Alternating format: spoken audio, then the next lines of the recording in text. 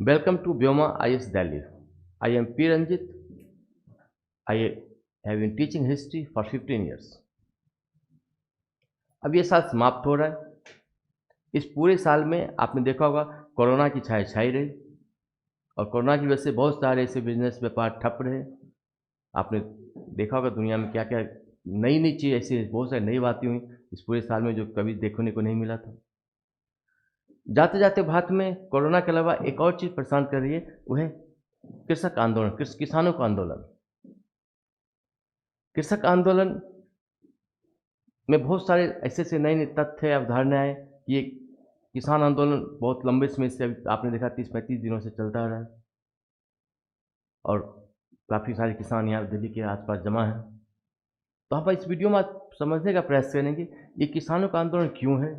ये जो नए 3 बिल लाए गए हैं ये एकेडमिक पॉइंट ऑफ व्यू से आपके एग्जाम के पर्पज से इसमें क्या क्या नए नए बिंदु जोड़े गए हैं और क्या ये आंदोलन कितना जायज़ है, कितना निराधार है या कितना किसानों को इस बिल को नहीं समझ पाए जिसकी वजह से आंदोलन चलता रहा। इसके क्या समाधान हो सकते हैं आपके एग्जाम के पर्पज से। इस बिल के माध्यम से आपको क्या लगता है ये आंदोलन कब तक चलेगा, क्या समाधान है या आप क्या रास्ता सुधारने का प्रयास करेंगे। तो जब भी ऐसे आंदोलन होते हैं या कोई नया बिल बनता हो तो आप ध्यान रखेंगे इस बिल को आप बिल के टेस्ट बिल को ही पढ़ेंगे, ओरिजिनल बिल को ही पढ़ेंगे और पढ़ने का प्रयास करेंगे इस बिल में क्या क्या अच्छी अच्छी बातें बताई गई है, क्या पॉजिटिव बातें हैं और कहाँ सुधार की गुंजाइश हो सकती है। आप इधर उधर की बातें, पॉलिटिकल बातें, राजनीतिक बातें, किसी का कहना है कि इसमें पाकिस्तान खालिस्तान आंदोलन आ गया, किसी में कहना है कि इसमें कम्युनिस्ट पार्टी का ये आंदोलन है, किसी का कहना है ये एक बिल जो है एक अंबानी अडानी की वजह से बिल लाया गया। ये सब भ्रांति हैं, निराधार तथ्य हैं जिनको आप नज़रअंदाज करके चलेंगे। आप एकेडमिक पॉइंट ऑफ व्यू से इस बिल को, ओरिजिनल बिल को ही पढ़ेंगे और पढ़ने के बाद एक अपना आधार बना लेंगे, एक बेस बना लेंगे आखिर इस बिल में क्या क्या बातें कही गई है और इस बिल में क्या क्या अगर कहीं कमी भी है तो आखिर सुधार की गुंजाइश कहाँ पर बनती है।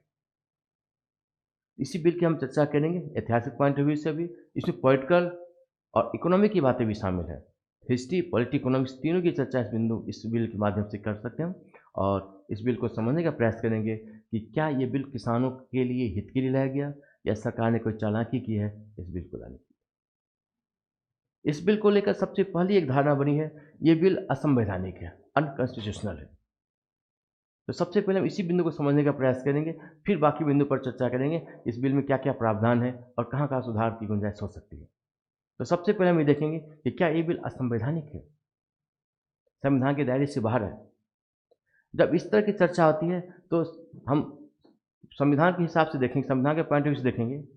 संविधान, ओरिजिनल संविधान में, मूल संविधान में स्पष्ट कर दिया गया था कि केंद्र के पास क्या क्या अधिकार है, राज्यों के पास क्या क्या अधिकार है, किस विषय पर कानून बनाने का अधिकार केंद्र के पास दिया गया है और किस विषय पर कानून बनाने का अधिकार राज्यों को दिया गया है।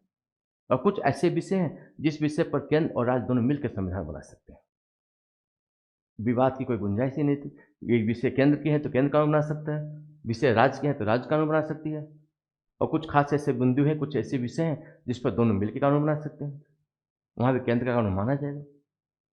तो फिर ये विवाद आखिर आखिर शुरुआत हुई कैसे विवाद की और कोई बिल या कानून असंवैधानिक कौन कर सकता है और असंवैधानिक कैसे हो सकता है। तो आपने जब संविधान, एक बहुत मशहूर केस हुआ था केशवानंद भारती बनाम केरल राज्य, इस केस को आप याद रखेंगे, केशवानंद भारती बनाम केरल राज्य, जिस केस में ये प्रावधान दिया गया था। इस केस में सुप्रीम कोर्ट का फैसला आया था कि संविधान की जो मौलिक ढांचा है, मूल स्ट्रक्चर, बेसिक स्ट्रक्चर, कोई बिल, कोई कानून अगर संसद ऐसा पारित करती है जो संविधान के मूल ढांचे को, बेसिक स्ट्रक्चर को क्षतिग्रस्त करती हो, वो प्रावधान नल एंड वाइड किया जा सकते हैं, उसको शून्य किया जा सकता है। यहाँ 3 बातें हैं उस केस के द्वारा भी और बहुत सारे और भी जजमेंट है जिसके माध्यम से स्पष्ट कर दिया गया कि संसद कोई ऐसा कानून नहीं बना सकती है जो संविधान के मूल ढांचे को नष्ट करती हो, मूल ढांचे पर प्रहार करती हो। उसके अलावा संसद कोई ऐसा कानून नहीं बना सकती है जो मौलिक अधिकार पर हनन करती हो, व्यक्ति के मौलिक अधिकार को छीनने का प्रयास करती हो। और केंद्र ऐसे कोई कानून नहीं, विषय पर कानून नहीं बना सकती है जो राज्य सूची का विषय हो, और राज्य ऐसे कोई विषय पर कानून नहीं बना सकती है जो केंद्र सूची का विषय हो। तो अभी आपने देखा, कोई भी कानून असंवैधानिक होने के 3 पॉइंट हैं, 3 बिंदु हैं। पहला,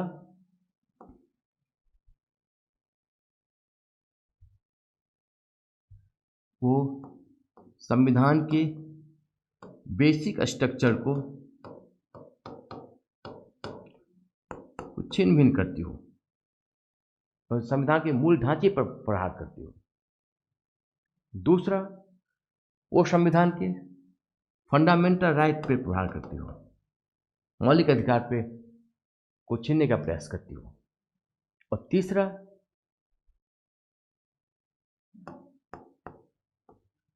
3 लिस्ट दिए गए हैं संविधान में, आपने नाम सुना होगा, स्टेट लिस्ट, कंकरेंट लिस्ट और union list. Union list, state list और कंकरेंट लिस्ट, हिंदी में संघ सूची, राज्य सूची और समवर्ती सूची।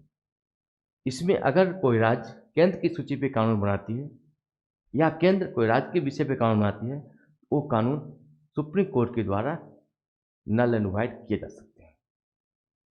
ये सुप्रीम कोर्ट का अधिकार है कि जो जिस विषय पे कानून बनाएगा, जिसको अधिकार दिया गया है, वो उसी विषय पे कानून बनाएगा। दूसरे विषय पे कानून बनाने का अधिकार किसी न केंद्र को है, न राज्यों के पास भी है, न केंद्र के पास भी है।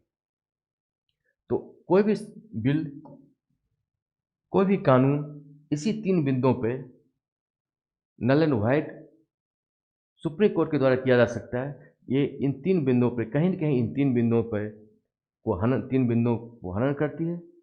अगर वो संविधान के बेसिक स्ट्रक्चर पे को छीन भिन्न करने का प्रयास करती हो, फंडामेंटल राइट, मूल अधिकार पर हनन करती हो, या दूसरे लिस्ट पर कोई सरकार, दूसरी लिस्ट पर केंद्र या राज्य सरकार अपने विषय के बाहर के विषय पर अगर कानून बनाती हो, उस बिल को, उस कानून को सुप्रीम कोर्ट के द्वारा नल एंड वाइड किया जा सकता है। ये बहुत ही मशहूर जजमेंट था। आप जजमेंट को भी याद रखेंगे, केशवानंद भारती बनाम केरल राज। केशवानंद भारती बनाम केरल राज, बनाम केरल राज, 1973 में था और 7:6 से ये सुप्रीम कोर्ट का फैसला आया था। इस जजमेंट को आप याद रखेंगे, केशवानंद भारती बनाम केरल राज, 1973, 7 और 6 के अनुपात में सुप्रीम कोर्ट के जजों की बेंच बैठी थी और 7-6 के अनुपात से फैसला आया था कि नहीं, अगर ये 3 बिंदु पर कोई ऐसा कानून बनता है तो इसे समाप्त किया जा सकता है। इसे न्यायिक पुनरावलोकन का अधिक शब्द के रूप में, न्यायिक पुनरावलोकन के रूप में इसे जाना जाता है कि संसद कोई भी ऐसे कानून बना सकती है, उस कानून की समीक्षा करने का अधिकार सुप्रीम कोर्ट के पास है। और अगर ये 3 बिंदु पर सुप्रीम कोई कानून बनती है संसद के द्वारा या राज्य सरकार के द्वारा, विधानमंडल के द्वारा, उसे नल एंड वाइड किया जा सकता है। इस केस को आप याद रखेंगे, काफ़ी फेमस केस है, केशवानंद भारती बनाम केरल राज, 1973, 7:6 के अनुपात से फैसला आया था। तो अब इस बिल को देखने का प्रयास करेंगे कि क्या ये बिल इन 3 बिंदुओं पे प्रहार करती है। ये जो किसान बिल है, क्या बेसिक स्ट्रक्चर पे प्रहार करती है, या व्यक्ति के मौलिक अधिकार को छीनने का प्रयास करती है, या ऐसा विषय है जो केंद्र ने राज्य विषय सूची के विषय पर अपना कानून बना लिया। तो सबसे पहले ये बिल किसान से संबंधित है, कृषक कानून है, एग्रीकल्चर कानून है, फार्म एक्ट। तो आपने गौर किया होगा, ये फार्म एक्ट है, इसका मतलब ये कहीं कोई संविधान के मूल ढांचे को प्रहार तो करती नहीं होगी। कम से मोटी मोटी बातें आप जानते भी होंगे। तो कोई ऐसा कानून में ऐसा कोई प्रावधान तो है नहीं कि संविधान, ये जो बिल है, ये संविधान के मूल ढांचे को, बेसिक स्ट्रक्चर को नष्ट करने का प्रयास कर रही है। इस आधार पर ये बिल नल एंड वाइड नहीं किया जा सकता। इस बिल में कोई ऐसा प्रावधान भी नहीं है मेरे ख्याल से, आपने भी देखा होगा, कि जो व्यक्ति के मौलिक अधिकार को छीनने का प्रयास कर रही है, फंडामेंटल राइट्स को छीनने का प्रयास कर रही है। इस आधार पर भी ये जो बिल है, ये सुप्रीम कोर्ट में नल एंड वाइड नहीं किया जा सकता, समाप्त नहीं किया जा सकता।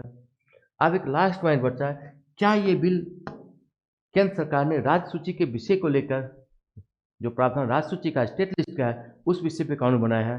तो हम इसकी चर्चा करेंगे कि क्या केंद्र सरकार ने राज्य सूची के विषय पे कानून बना दिया है। इसलिए बहुत दो केस भी हुए हैं सुप्रीम कोर्ट में। सुप्रीम कोर्ट के एक वकील ने और एक आरजेडी के नेता ने केस भी किया है कि ये बिल समाप्त किया जाए, ये बिल असंवैधानिक है। इसी बिंदु पर इस बिल को असंवैधानिक घोषित करने का प्रयास किया जा रहा है। तो हम एकेडमिक पॉइंट ऑफ व्यू से समझ रहे हैं, हम राजनीतिक बातों को छोड़ रहे हैं, किसका क्या कहना है, कौन क्या कह रहा है। हम सिर्फ एकेडमिक पॉइंट ऑफ व्यू से समझने का प्रयास कर रहे हैं कि कोई बिल असंवैधानिक तभी हो सकता है सुप्रीम कोर्ट के द्वारा, जिसे न्यायिक पुनरावलोकन की शक्ति कहा जाता है सुप्रीम कोर्ट कि न्यायिक पुनरावलोकन के द्वारा, जुडिशल समीक्षा के द्वारा, न्यायिक समीक्षा के माध्यम से सुप्रीम कोर्ट किसी भी बिल को नल एंड वाइड या समाप्त कर सकती है। उसके तीन ही पहलू होते हैं। पहला, वो बिल बेसिक स्ट्रक्चर को क्षति पहुंचाने का काम कर रही हो, या व्यक्ति के मौलिक अधिकार को छीनने का प्रयास कर रही हो, या दूसरे विषय पर कानून बनाने का प्रयास कर रही हो। तो इस यूनियन लिस्ट और स्टेट लिस्ट को समझने से पहले एक और शब्द आपने सुना होगा जिसे हिंदी में बोलते हैं संघवाद। संघवाद, संघवाद, इंग्लिश में फेडरलिज्म, संघीय ढांचा। संविधान में केंद्र और राज्यों के बीच हेल्दी माहौल बनाने के लिए संघीय ढांचा आवश्यक था। हालांकि केंद्र इस संविधान में, अपने संविधान में केंद्र को ज़्यादा मजबूत शक्ति, ज़्यादा शक्ति प्रदान की गई है, लेकिन फिर भी संघीय ढांचा है। और संघीय ढांचा में संघवाद एक टॉपिक से आप पढ़ेंगे, बाद में पोइट्री में पढ़ेंगे कि संघवाद क्या होता है। और यहाँ संघवाद में कम्पिटिटिव भावना नहीं रखी गई है, एक हेल्दी भावना रखी गई संघीय ढांचा के तहत कि केंद्र और राज्य मिलकर किसी समस्या का समाधान करेंगे। तो क्या इस बिल के माध्यम से, ये भी सवाल पूछा जाएगा, क्या इस बिल के माध्यम से इस फेडरल स्ट्रक्चर पे, इस संघवाद पे चोट तो पहुंचाने का काम नहीं किया गया? तो हम इसी को समझने का प्रयास करेंगे कि क्या ये बिल संघीय ढांचा पे चोट पहुंचाती है, या क्या ये बिल के माध्यम से संघवाद की भावना को कमज़ोर करती है, भारत के फेडरल स्ट्रक्चर को कमज़ोर करने का प्रयास इस बिल के माध्यम से किया गया। तो अब आगे हम देखते हैं आखिर इस बिल के माध्यम से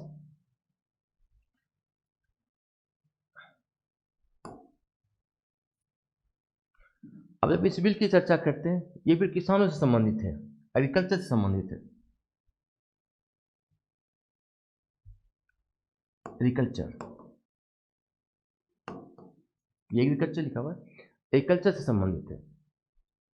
अब अगर मूल संविधान को पढ़ने का प्रयास करेंगे, ये एग्रीकल्चर स्टेट लिस्ट का विषय है, राज्य सूची का विषय है। ये एग्रीकल्चर, ये राज्य सूची का विषय है, स्टेट लिस्ट में ही, स्टेट लिस्ट में है। अगर स्टेट लिस्ट में है तो फिर इस पे कानून बनाने का अधिकार राज्यों को कैसे, केंद्र सरकार के पास कैसे? मूल संविधान के प्रावधान थे जिसमें स्टेट लिस्ट राज्य सूची का विषय था। लेकिन जब नेहरू जी, आपको समस्या, आप पढ़ा होगा, भारत कृषि प्रधान देश, आप पढ़ते होंगे भारत कृषि प्रधान देश है, और सबसे ज़्यादा समस्या किसानों के पास ही है। आज भी, आज के 100 साल पहले भी, मुगल काल, ब्रिटिश काल, आप पूरे प्राचीन भारत को देख कर देखें, किसान हमेशा प्रभावित रहा है, चाहे वो अकाल से हो, बाढ़ से हो, बारिश से हो, फसल चोरी से हो, या किसी भी प्राकृतिक आपदा से हो, अकाल पड़ जाए, वो सबसे ज़्यादा किसान प्रभावित होते हैं, दुष्प्रभावित होते हैं किसी भी घटना से। आपने ये भी देखा होगा कि किसानों की आय नहीं बढ़ती, इनकम। अगर 1950 में किसान की आय 1 रुपये थी तो आज वो 26 रुपये के आसपास पहुँची है। वहीं दूसरे प्रोफेशन, चाहे मास्टर हों, चाहे टीचर हों, प्रोफेसर हों, ऑफिसर हों, या कोई दूसरे बिजनेसमैन हो, उनकी आय 2-2 गुना, 500, 1000 गुना आगे बढ़ गई है। ये किसानों की इनकम में कोई ज़्यादा बढ़ोतरी नहीं देखने को मिलती है। इसके अलावा अगर आपने ये भी गौर किया होगा, किसान कोई मेहनत करके फसल उपजाता है, फल उपजाता है, मान लें आलू उपजाया, जो आलू आप मार्केट में 30 रुपये 40 रुपये किलो खरीदते हैं, वो मुश्किल से किसानों को 3 या 4 रुपये मिलता है। उनको मुश्किल से उस आलू का 3 या 4 रुपये किसानों को मिलता होगा। उसी 3-4 रुपये में उस किसान की पूरी मेहनत, उसकी पूरी फैमिली की मेहनत, और इसके साथ-साथ पूरा फल, बीज जो भी उनपे लगते होंगे, पेस्टिसाइड हो, चाहे वो बीज हो, चाहे वो पानी हो, और जो भी फैसिलिटी देते होंगे फल उगाने में, वो सारी मेहनत के अलावा वो सारा उनका सामग्री भी, और फिर प्रॉफ़िट 3-4-5 रुपये ज़्यादा नहीं होती होगी। ये जो 25-26 रुपये का जो मार्जिन है, वो दलाल, ब्रोकर, व्यापारी खा जाते हैं। किसान आज भी शोषित थे, कल भी शोषित थे, पहले भी शोषित थे। तो उसी बिंदु पे ये है, किसानों को किसी सेक्टर को राज्य सूची में रखा गया था। जब नेहरू जी की सरकार बनी, भारत की पहली सरकार बनी, तो आपको पता होगा नेहरू जी समाजवादी विचारधारा के थे। उनको सबसे बड़ा समस्या लगा कि किसान शोषित हैं और किसानों के व्यापक हित के लिए कोई ऐसा कानून बनना चाहिए जो पूरे देश में लागू हो। उस वक्त सबसे बड़ी समस्या थी सामंतवादी समस्या, जमींदारी सिस्टम थी। कुछ ऐसे राज्य थे किसानों के पास ज़मीन भी नहीं थी, वो तो सिर्फ रैयत बन के रह गए थे, और जो ज़मीन थी वो ज़मींदारों के पास रहती थी। ज़मींदार उनका शोषण क्या करते थे, वो आमतौर पे वो जो किसान होते थे ज़मींदारों से पैसा उधार लिया करते थे, और वो भोज उसी ब्याज पर पैसे देते थे, उनसे मुफ्त में काम करवा लिया करते थे। तो जब तक किसानों का सुधार, कृषकों का सुधार नहीं होता, भूमि सुधार नहीं होता, और इसके साथ-साथ जब तक ये ज़मींदारी सिस्टम समाप्त नहीं होता, तब तक इस देश का विकास भी रुका रहता। आपने कोरोना काल में भी देखा कि पूरे 10 महीने से सारी व्यवस्थाएँ ठप पड़ी है। लेकिन एग्रीकल्चर सेक्टर की वजह से ही आज जीडीपी में कुछ सुधार भी हुआ, तो एग्रीकल्चर सेक्टर की वजह से हुआ। सभी सेक्टर धराशायी हो गए, लेकिन एग्रीकल्चर सेक्टर ने देश को बचाने का प्रयास किया। इसलिए नेहरू जी की सोच थी कि एग्रीकल्चर में व्यापक सुधार की गुंजाइश बची हुई है और होनी भी चाहिए। इसलिए उसने 9वीं अनुसूची जोड़ा संविधान में, और उसको भूमि सुधार से जोड़ने का प्रयास किया, 9वीं सूची में डाला, 9th शेड्यूल में। इसके साथ साथ उसने एग्रीकल्चर को स्टेट लिस्ट से कंकरेंट लिस्ट में लाने का प्रयास किया। आप इसको ऐसे देखेंगे, स्टेट लिस्ट की जो धारा है, उस धारा में साफ लिखा गया है कि प्रोडक्शन,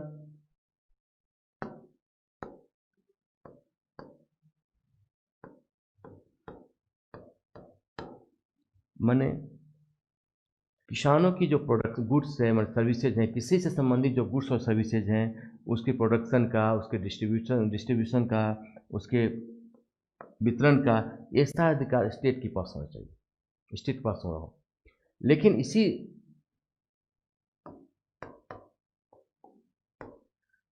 संपत्ति सूची के कृषि राज्यों का विषय मूल संविधान में एग्रीकल्चर की राज्य सूची के एंट्री पॉइंट 14 में एग्रीकल्चर राज्य सूची का विषय माना गया। 16 में ट्रेड और कृषि संबंधित ट्रेड एंड कॉमर्स करने का अधिकार राज्यों को दिया गया। उसी के एंट्री नंबर 27 में लिखा गया कि प्रोडक्शन, सप्लाई, डिस्ट्रीब्यूटर, वितरण हो, उत्पादन हो, ये सब काम, गुड्स एंड सर्विसेज के वितरण अधिकार ये राज्यों को दिया गया। ये अधिकार राज्यों के पास रहेगा। तो राज्य सूची के एंट्री नंबर 16 आप याद रखेंगे, 14, 16, 27, ये अधिकार जो था ये मूल संविधान में राज्यों के पास था, स्टेट लिस्ट के पास था। यानी कृषि से संबंधित कोई उत्पादन हो, वितरण हो, प्रोडक्शन हो, उनको एक राज्य के अंदर बेचने, खरीद बेच करने का अधिकार, वो ये भी इस विषय पर कानून बनाने का अधिकार राज्यों को दिया गया था।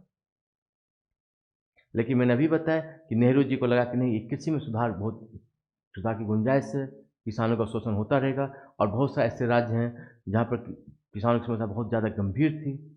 इसके लिए एक तो उन्होंने 9th शेड्यूल संविधान में 9वीं अनुसूची को जोड़ा, 9th शेड्यूल को जोड़ा, और इसके साथ साथ 1954 में 3rd अमेंडमेंट किया गया था, तीसरा संविधान संशोधन किया गया था, और इस विषय को कंकरेंट समवर्ती सूची में जोड़ा गया कि प्रोडक्शन, सप्लाई, डिस्ट्रीब्यूशन, किसी भी ट्रेड एंड कॉमर्स के प्रोडक्शन, सप्लाई, डिस्ट्रीब्यूशन में, जिसमें कृषि के एक बिंदु को भी जोड़ा गया था, कृषक वस्तु को भी जोड़ा गया था, गुड्स को भी जोड़ा गया था, एक्टिविटी को भी जोड़ा गया था, कि इससे संबंधित कृषि को भी शामिल करते हुए लिखा गया था कि इसके व्यापार और वाणिज्य में ये प्रोडक्शन, सप्लाई और डिस्ट्रीब्यूशन के लिए जो कानून बनाने का अधिकार केंद्र सरकार के पास भी होना चाहिए। समवर्ती सूची में इस विषय को डाल दिया गया।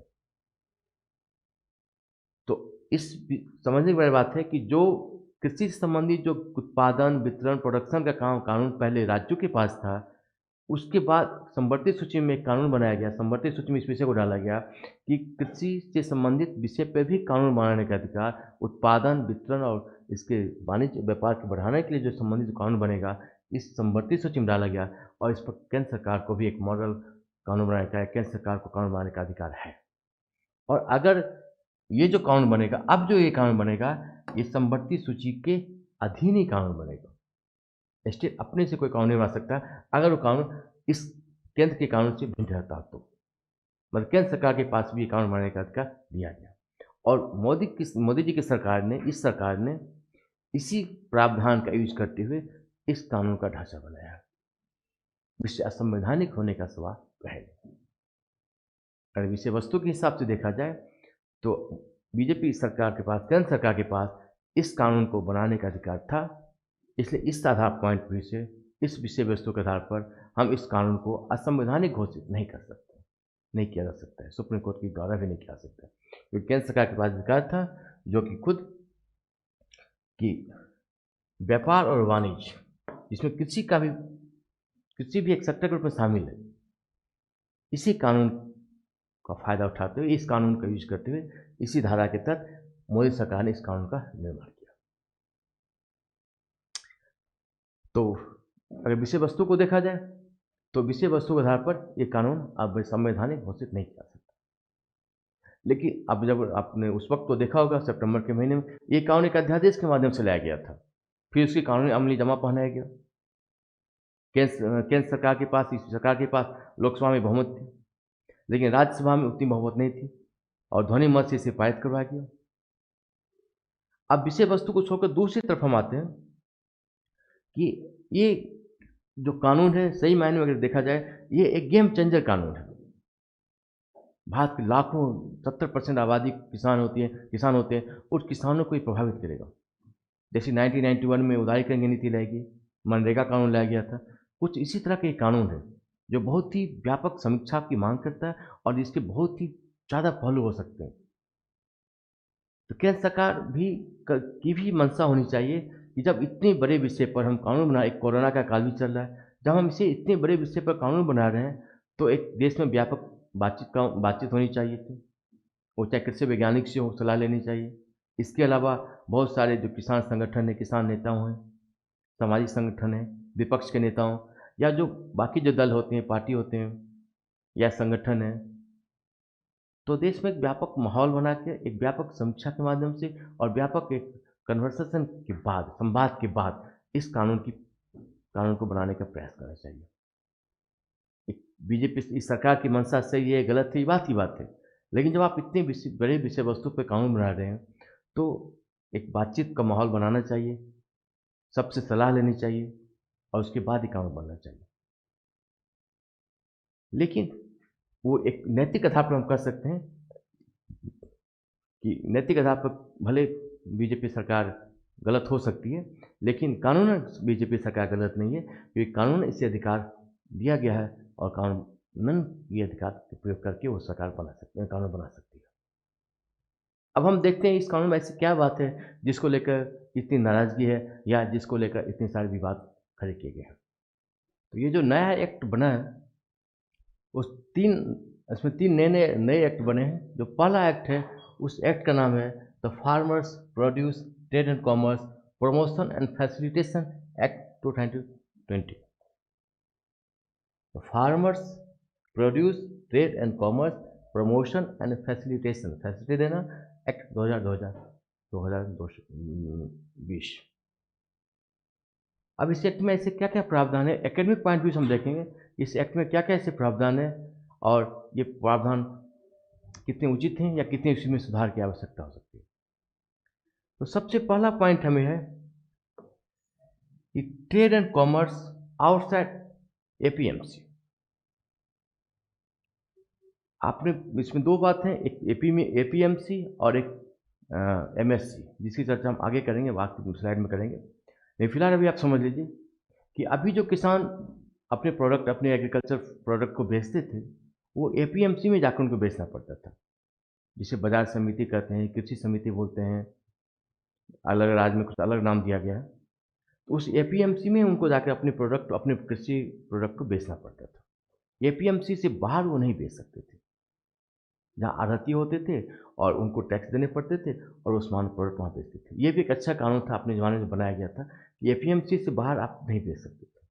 अब यहाँ ऑप्शन दिया गया है कि किसान अपने फसल को, यहाँ एग्रीकल्चर मतलब बहुत सारे प्रोडक्ट भी हैं, एग्रीकल्चर फसल के अलावा फूल, इसके अलावा बहुत सारे फिशरीज, चिकन प्रोडक्ट हो, ऐसे बहुत सारे सभी को मिला के एग्रीकल्चर का नाम दिया गया है।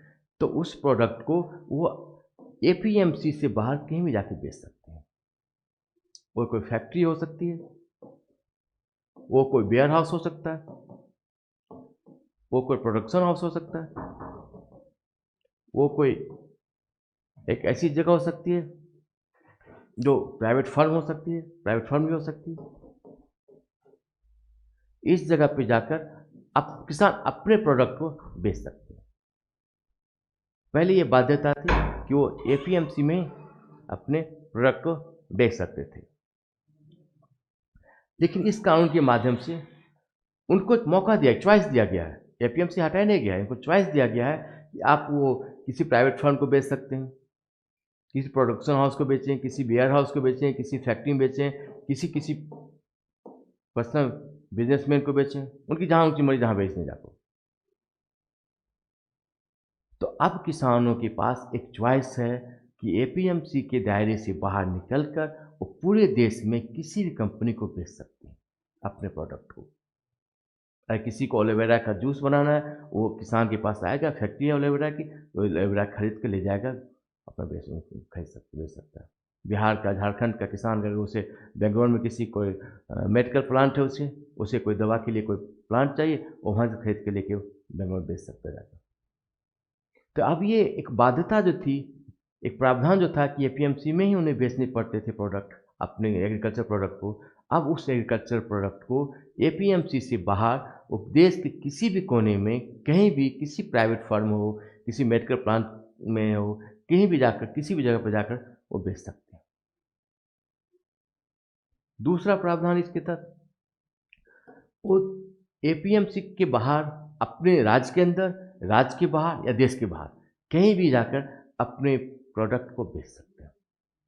इंटर स्टेट भी, एक राज्य से दूसरे राज्य में, एक राज्य के बाहर दूसरे राज्य में, या फिर अपने देश के बाहर, उनको जहाँ मर्जी है उस अपने प्रोडक्ट को वो बेच सकते हैं। तीसरा प्रावधान इसमें है कि वो ऑनलाइन ट्रेडिंग भी कर सकते हैं। आपने देखा होगा 21वीं शताब्दी है, ये जो शताब्दी है वो पूरे ऑनलाइन पेमेंट पे काम कर रही है। हर सेक्टर में ऑनलाइन पेमेंट आ गया, ऑनलाइन व्यवस्था आ गई है।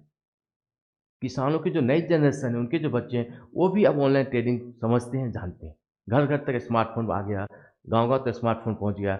अब उस ऑनलाइन ट्रेडिंग को, वो व्यवस्था को समझते हैं, जानते भी हैं। तो जब ये व्यवस्था को समझते हैं, इस व्यवस्था का फायदा किसान क्यों नहीं उठा पाया? किसान के पास एक चॉइस होना चाहिए, एक ऐसा ऐप होना चाहिए जिस ऐप में लिखा हो कि चावल का रेट, गेहूं का रेट, दाल का रेट, हमें कहाँ बेचना है, कहाँ कम मिल रहा है, कहाँ ज़्यादा बेच रहा है। जैसे शेयर मार्केट में शेयर बेचते हैं, उस तक व्यवस्था अगर किसानों को ही मिले तो किसानों की क्या बुराई है?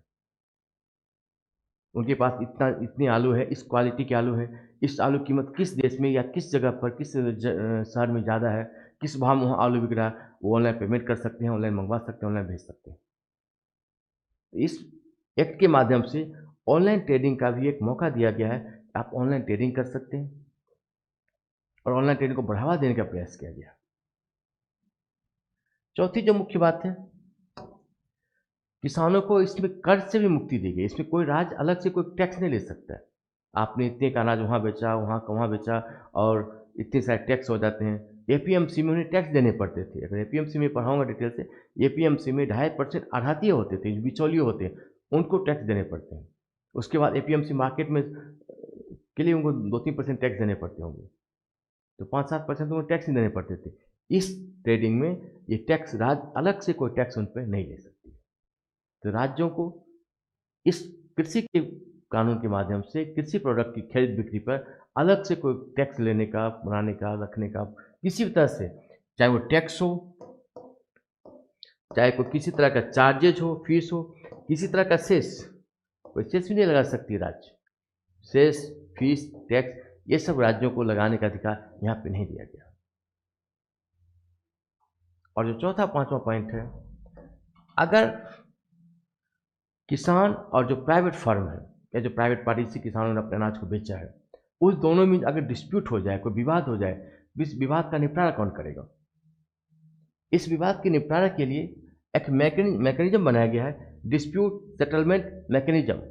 डिस्प्यूट, ये DSM लिखा हुआ है, डिस्प्यूट सेटलमेंट मैकेनिज्म। इसमें यह अधिकार दिया गया है, SDM को दिया गया है।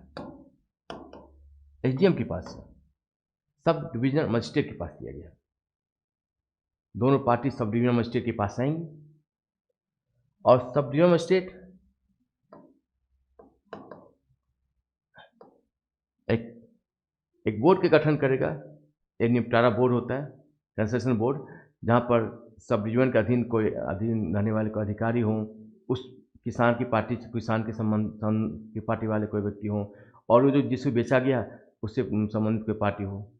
तो तीनों मिलजुल कर यहाँ पर फैसला करेंगे, बैठक करेंगे कि किसे कितना देना चाहिए, कौन गलत है कौन सही है। मतलब एक पंचायत की तरह एक बनाने का प्रयास किया गया है कि जहाँ पर एसडीएम के स्तर पर ही इस विवाद का निपटारा हो जाए और विवाद यहीं पर समाप्त हो जाए। अगर इस निपटारा यहाँ से नहीं हुआ तो फिर एसडीएम निपटारा करेंगे। वो 30 दिनों का टाइम दिया गया है। ये 30 दिनों के अंदर ही इस विवाद का निपटारा एसडीएम अपने स्तर पर कर देंगे। अगर वहाँ भी नहीं हो पाया फिर एसडीएम के बाद एडीएम के स्तर पर जाएगा, और वहाँ भी कुछ टाइम पीरियड में उसे डीएम साहब कलेक्टर को भी उस विवाद को निपटारा करने का अधिकार दिया गया है। यहाँ समझने वाली बात यह है कि यहाँ पर डीएम के पास एसडीएम के पास अधिकार दिया गया है, लेकिन जुडिशरी का, न्यायपालिका को, हाईकोर्ट सुप्रीम कोर्ट, इसका अधिकार यहाँ पर कोर्ट में जाने का अधिकार नहीं दिया गया। ये विवाद जो निपटारा होगा सिविल कोर्ट में नहीं जाएगा, किसी डिस्ट्रिक्ट कोर्ट में नहीं जाएगा, बल्कि इस विवाद का निपटारा डीएम एसडीएम के माध्यम से ही किया जाएगा। तो जो मोटी मोटी बातें हैं इस एक्ट में आप ध्यान रखेंगे। पहली बात याद रखेंगे, इस एक्ट का नाम है the farmers produce trade and commerce promotion या फैसिलिटेशन, सरलीकरण, फैसिलिटेशन एक्ट 2020। इस एक्ट में जो प्रावधान है, जो सबसे बड़े प्रावधान है कि ट्रेड एंड कॉमर्स, व्यापार और वाणिज्य, इसमें दो शब्द होते हैं, ट्रेड एंड कॉमर्स। ट्रेड एक छोटा सा शब्द होता है, व्यापार। हमने किसान से, ए व्यक्ति ने किसान से 10 रुपये किलो आलू लिया और उसने बी को 20 पे बेच दिया, बी ने सी को 30 पे बेच दिया। ये ट्रेड का नमूना हुआ है, ट्रेड हुआ, व्यापार हुआ यहाँ पर। लेकिन ए को बी में देने के लिए जो ट्रांसपोर्ट का यूज किया गया, जो पॉलिथीन बैग का इस्तेमाल किया गया, जो जहाँ पर दुकान थी वहाँ पर उसका कुछ किराया लगा होगा, कुछ सर्विसेज टैक्स लगे होंगे, ये सबको अगर मिला दिया जाए उसे वाणिज्य या कॉमर्स कहा जाता है। यहाँ ये भी समझेंगे ट्रेड एंड कॉमर्स, तो ट्रेड व्यापार और वाणिज्य, ये जो दोनों व्यापार वाणिज्य हैं, ये व्यापार वाणिज्य किसान एपीएमसी के बाहर भी कर सकते हैं। अपने पास के जो मंडी होते हैं, किसान मंडी, उस मंडी से बाहर जाकर किसी वेयर हाउस को, किसी प्राइवेट फर्म को, किसी फैक्ट्री को, कहीं भी जाकर अपने प्रोडक्ट को, अपने एग्रीकल्चर प्रोडक्ट को बेचने की उनको आज़ादी दी गई है। इस कानून में सबसे बड़ी बात है, आप ध्यान रखेंगे, एपीएमसी के बाहर, बाजार मंडी के बाहर, सब्जी मंडी के बाहर जाकर अपने प्रोडक्ट को बेचने की उन्हें आज़ादी है। अब कोई बाध्यता नहीं है, वो किसी वेयर हाउस में बेच दें, बाबा रामदेव के जाके प्लांट पे जाके बेच दें, किसी कोई मेडिकल प्लांट है, आयुर्वेदिक प्लांट है, वहाँ पर उन्हें कुछ इसकी आवश्यकता है तो वहाँ पर जाके बेच दें। ये आज़ादी दी गई है कि वह ट्रेड एंड कॉमर्स एपीएमसी के बाहर जाके कर सकते हैं। दूसरा, वो राज्य की सीमा के अंदर या राज्य की सीमा के बाहर, इंटर स्टेट, इंट्रा स्टेट, वो कहीं भी जाकर इस एक्ट के माध्यम से अपने प्रोडक्ट को, अपने एग्रीकल्चर प्रोडक्ट को बेचने का उन्हें अधिकार दिया गया है। और इसके अलावा ऑनलाइन ट्रेडिंग को बढ़ावा देने का भी प्रयास किया गया है। वो ऑनलाइन ट्रेडिंग भी कर सकते हैं, अपने प्रोडक्ट को, अपने जो उनके उत्पाद हैं उसको ऑनलाइन ट्रेडिंग के माध्यम से कहीं भी किसी भी जगह बेचने का उनको आज़ादी दिया गया है। और इस ट्रेड एंड कॉमर्स पर राज्य सरकार कोई टैक्स भी नहीं ले सकती है। और अगर दोनों पार्टी के बीच में विवाद हुआ तो यहाँ पर न्यायपालिका को इंटरफेयर करने का अधिकार नहीं दिया गया जुडिशरी को। ये डीएम या एसडीएम या डीएम के स्तर पर ही इस विवाद का यहाँ पर निपटारा कर लिया जाएगा। सरकार की ये मंशा ये है कि किसान गरीब होते हैं, अनपढ़ होते हैं, ज़्यादातर अशिक्षित ही होते हैं, वो फिर कोर्ट कचहरी के चक्कर में फंस जाएंगे और फिर उनका फ़ायदा कॉर्पोरेट सेक्टर उठा लेगा। तो क्यों न उस विवाद का निपटारा इसी जगह पे हो जाए, डीएम के लेवल पर ही हो जाए। कोर्ट कचहरी के चक्कर में समय भी खराब होगा, किसान पर इतने वकील, महंगे वकील को देने के लिए महंगे वकील हायर नहीं कर सकते हैं, और खामखा किसानों का फिर शोषण होना शुरू हो जाएगा। तो इस एक्ट के माध्यम से किसानों को एक आज़ादी दी गई है कि वो अपने प्रोडक्ट को कहीं भी बेच सकते हैं। बेचने की आज़ादी ऑनलाइन भी बेच सकती है, ऑफलाइन भी हो सकते हैं, किसी फर्म को बेच सकते हैं, किसी कंपनी को बेच सकते हैं, किसी प्रोडक्शन हाउस को बेच सकते हैं, किसी B2B किसी खास बिजनेस हाउस को बेच सकते हैं, जहाँ उनको बेचने की इच्छा हो, जिस रेट पे बेचने की इच्छा हो, बेचने की उनको अदालत दे दी है। तो बेसिक जो पहला एक्ट आपका है, the farmers progress promotion facilitation act 2020 में यही 5 प्रावधान दिए गए हैं, जो आपके एकेडमिक पॉइंट ऑफ व्यू से समझने की आवश्यकता है। जो आप समझेंगे, पहला एपीएमसी के बाहर वो कहीं प्रोडक्ट बेच सकता है, अपने राज्य के भीतर इंट्रास्टेट या इंट्रास्टेट कहीं भी बेच सकता है, ऑनलाइन ट्रेडिंग भी कर सकते हैं, राज्य को इस पर अलग से कोई टैक्स नहीं लगा सकते हैं, और अगर डिस्प्यूट हुआ, डिस्प्यूट सेटलमेंट मैनेजमेंट का अधिकार पावर्स एसडीएम और डीएम के पास है। अब इस बिल में ये जो प्रावधान थे, अब इस बिल में ऐसी क्या खामी है, क्या सुधार हो सकते हैं, जो आपको लगता है कि इस बिल में क्या खामी हो सकती है, या किस किस बिंदु को लेकर विवाद खड़ा किया जा रहा है, अब उसको समझते हैं।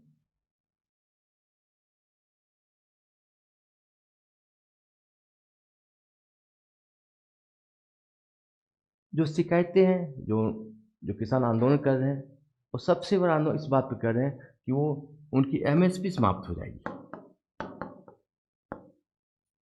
या जो एपीएमसी है,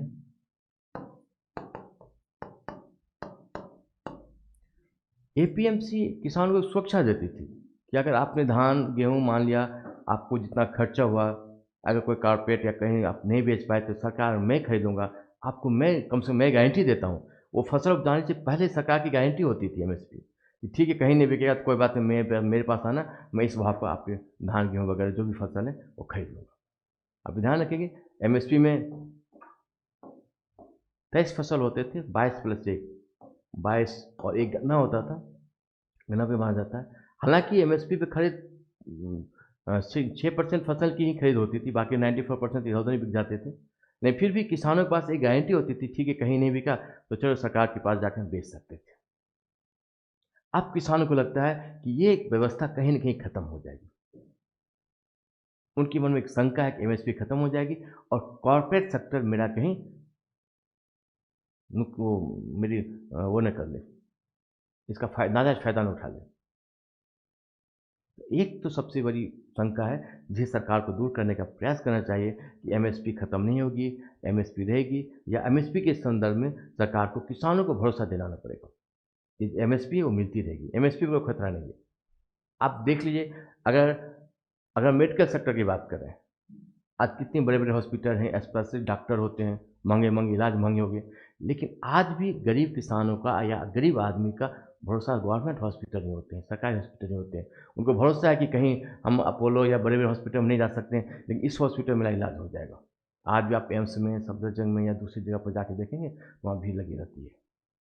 उनको जितना अपोलो और दूसरे निजी सेक्टर पर भरोसा नहीं है, उससे ज़्यादा भरोसा उनको एम्स के डॉक्टरों पर भरोसा होता है। ये बात भरोसे की होती है, बात पैसे की नहीं है, बात भरोसे की होती है। उनको सरकार को अपने माँ-बाप समझते हो, कि सरकारी तंत्र पर भरोसा होता है कि नहीं, कहीं नहीं बिकेगा, चलो ठीक है, हम सरकार को तो बेच सकते हैं जाके। तो ये उनको भरोसे की कमी होगी कि कहीं हमारा एमएसपी खत्म हो, ये भी नहीं खरीदेगा, वो भी नहीं खरीदे, तो मैं जाऊँगा कहाँ पे?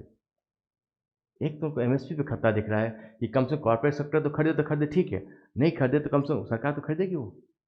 एक प्रॉब्लम यहाँ पर इस जगह पर है। दूसरा कि इसमें कोर्ट को शामिल नहीं किया गया। अभी मैंने आपको बताया था, इसमें जुडिशरी का इंटरफेयर नहीं है। जबकि इंटरेस्टिंग बात यह है कि कोर्ट का अभी भी आम आदमी सरकारी कोर्ट पर बहुत भरोसा करती है कि ठीक है, कहीं फैसला नहीं हुआ तो कोर्ट में हमारा न्याय हो जाएगा। तो एक तो कोर्ट पर भरोसा करती है, न्यायतंत्र पर भरोसा है, जुडिशरी पे भरोसा है। दूसरी बात ये कि फिर उनको लगता है कि सरकारी तंत्र मिलकर कहीं हमारा फिर शोषण न कर ले। तो इसमें कहीं न कहीं कोर्ट को इंटरवेंशन नहीं दिलाना या कोर्ट को शामिल नहीं करना, ये भी इस कानून की कुछ वीक पॉइंट हो सकते हैं। हालाँकि सरकार की मंशा कुछ और है, किसान की मंशा कुछ और है। वो चाहते कि नहीं, न्यायपालिका की भूमिका इसमें हो, क्योंकि सरकारी तंत्र फिर उनका शोषण न कर ले। और तीसरी बात, एक ओलिगो पॉलिसी होती है, ओलिगो सिस्टम होता है कि कुछ कॉर्पोरेट अपना अपना फ़ायदा ही देख के अपना ही फ़ायदा देखेंगे। वो डेवलपमेंट पर उनका ज़्यादा ध्यान नहीं होता है। अगर देश में उदारीकरण आया तो आपने देखा होगा फ़ायदा कितने लोगों ने उठाया, जो दिल्ली, बम्बई, बेंगलोर में रहते हैं उन्होंने ही फ़ायदा उठाया। आप झारखंड, उड़ीसा, बिहार के लोगों ने ही फ़ायदा नहीं उठा पाए वो, क्योंकि उनका ध्यान सिर्फ़ अपने डेवलपमेंट पे होता है, अपने बिज़नेस फ़ायदे पर होता है, डेवलपमेंट पे नहीं होता है। बिहार का, झारखंड का, उड़ीसा का, बंगाल का विकास करना हो तो सरकारी तंत्र ही विकास करेगा, वहाँ पे जाके कोई कॉर्पोरेट सेक्टर विकास नहीं कर सकता। दूसरी बात कि अगर आप सपोज़ इट मान लिया कॉर्पोरेट को आलू चाहिए, चिप्स के लिए आलू चाहिए मान लिया, तो प्याज़ क्यों खरीदेगा वो, टमाटर क्यों खरीदेगा? तो आलू ही खरीदेगा ना, उसको प्याज़ टमाटर की आवश्यकता नहीं है। तो जो प्याज़ टमाटर उपजा रहे हैं किसान, वो फिर कहाँ बेचेंगे जाकर वो? उनके प्याज़ कम कीमत में बिकेंगे, बेकार हो जाएँगे, आलू की कीमत बढ़ेगी, अगले साल फिर सब आलू ही उपजाना शुरू कर देंगे, तो बाकी जो फसल हैं या बाकी जो फल-फूल हैं, वो भी उनकी कोई फसल उपजाना बंद कर देंगे। तो ये सरकार को एक समझाना पड़ेगा किसानों को कि ठीक है, हम एक आपको मौका दे रहे हैं, लेकिन इसके ये जो दुष्प्रभाव हैं, जो आप सोच रहे हैं, ऐसा नहीं होगा या नहीं होने के चांसेज़ हैं, या इसके लिए सुरक्षात्मक ये प्रावधान रखे गए हैं कि हर चीज़ हर किसान 2 चीज़ ऐसे हैं, एक एग्रीकल्चर सेक्टर, एक सिक्योरिटी सेक्टर, सुरक्षा का मामला। किसान कृषि और सुरक्षा, आप आम तौर पर कॉर्पोरेट के भरोसे नहीं छोड़ सकते हैं। इसके लिए सरकार को अपने पास कुछ न कुछ तंत्र, कुछ न कुछ प्रावधान ऐसे रखने पड़ेंगे कि पूरी की पूरी अगर आप इसको कॉर्पोरेट सेक्टर के हाथ में दे देंगे, तो फिर ये देश देश का भी नुकसान हो सकता है।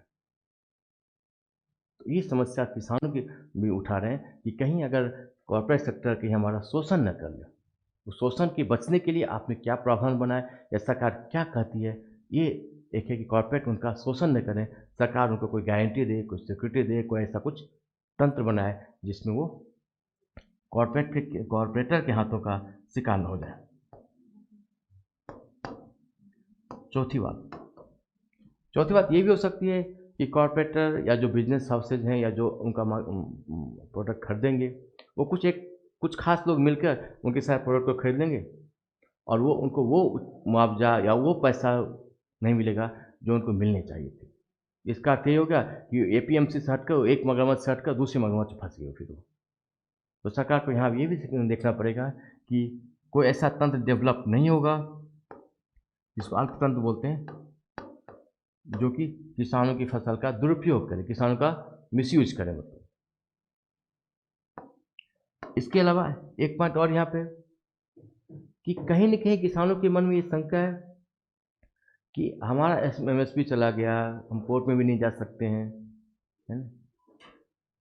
तो कहीं न कहीं एक ऐसा तंत्र सिस्टम व्यवस्थित हो, अगर मान लें हम जिसको अपना अनाज दे रहे हैं, प्रोडक्ट दे रहे हैं, वो लेके भाग गया या कोई छल कर दिया, चीटिंग हो गई, 420 हो गया, तो हम किसके पास जाएँ, क्या करें हम? वो जो सामान खरीदने आएगा, वो तो बिज़नेस हाउस हो या प्रोडक्ट खरीदने वाले जो व्यक्ति होंगे, समूह हो, जो भी व्यक्ति हो, उसकी सिक्योरिटी के लिए कोई प्रावधान किया गया है या नहीं किया गया? उनके वो एक पैन कार्ड ला के खरीद सकता है सामान, उनकी कोई रजिस्ट्रेशन व्यवस्था की जाए, हैं? किस फर्म को बेचना है उनका, उनसे कुछ मिनिमम अमाउंट जमा कर लिया जाए, ताकि कम से कम कुछ मिसयूज़ कर लिया, कोई भाग गया, कुछ हो जाए, तो सरकार कहाँ पकड़ेगी उसे? तो ये भी एक सिक्योरिटी की पर्पज़ से भी खतरा है कि किसान अपना अनाज लेके क्या कहीं लेके भाग नहीं गया वो। ये भी खतरा है, इस खतरे को भी नज़रअंदाज नहीं किया जा सकता है। तो एक सिक्योरिटी की पर्पज़ एक कोई कुछ ख़ास अर्थतंत्र विकसित हो जाए, कॉर्पोरेट मिल के सब अपने कुछ ख़ास कॉर्पोरेट सेक्टर, कुछ बिज़नेस हाउस मिल के किसानों की सारी फसल खरीद लें, फिर किसान वहीं के वहीं रह जाएँगे और अपनी फसल ही महँगी हो जाएगी, अनाज ही महँगी हो जाएगी और वो 4-5 व्यक्ति ही फ़ायदा उठा पाएँगे, बाकी लोग ऐसे कैसे ही रह जाएँगे। एक इसका भी खतरा है। इसमें कोर्ट को शामिल करने की आवश्यकता है, कुछ विवाद हो जाए, कुछ ज़्यादा गंभीर समस्या आ जाए, तो फिर निपटारा तो कोर्ट ही करेगी, तो कोर्ट को भी शामिल करने की आवश्यकता है। और फिर एक एमएसपी पे सरकार को गारंटी देनी पड़ेगी, एमएसपी सरकार छीनेगी नहीं। अगर आपको कहीं अनाज नहीं बिका, कुछ नहीं बिका मान लिया, तो हम सरकार गारंटी देगी सब ठीक है, आप मेरे पास आइए, मैं आपका अनाज खरीद सकता हूँ। जो किसानों की समस्या की तरफ से समस्या आ रही है, जो किसानों की माँग उठ रही है, यही नहीं 5 बिंदुओं पर माँग उठ रही है, जो उनकी जायज़ भी है। इन माँगों को नाजायज़ भी नहीं, गलत भी नहीं ठहराया जा सकता, ये माँग कहीं न कहीं जायज़ है। अब इसमें सुधार की आवश्यकता सही है कि सरकार कुछ लिखित प्रावधान बनाए, कुछ ऐसा प्रावधान बनाए कि ठीक है, एमएसपी आपकी समाप्त नहीं होगी। कोर्ट के प्रावधान के अगर कोर्ट में नहीं जा सकती है, तो कोर्ट की जगह कोई ट्रिब्यूनल बना सकती है सरकार। ठीक है, आप इस ट्रिब्यूनल में जाएँ, दोनों पार्टी जाएँ, वहाँ पर कोर्ट की तरह ट्रिब्यूनल भी होते हैं और फैसला करेगी और ट्रिब्यूनल के ऊपर कोई अपीलीट कोर्ट बना दे, कोई हाई कोर्ट या डिस्ट्रिक्ट कोर्ट बना जा सकता है। और कॉर्पोरेट सेक्टर के हाथों में नहीं बिके, अनाज नहीं बिके, कॉर्पोरेट सेक्टर इसका नाजायज़ फ़ायदा ना उठा पाए, इसके लिए कोई स्पष्ट प्रावधान सरकार बना दे। ये इसमें कोई खास ऐसी बुराई नहीं दिख रही है। अब एक बात और, इस एक्ट से फ़ायदे क्या-क्या हैं?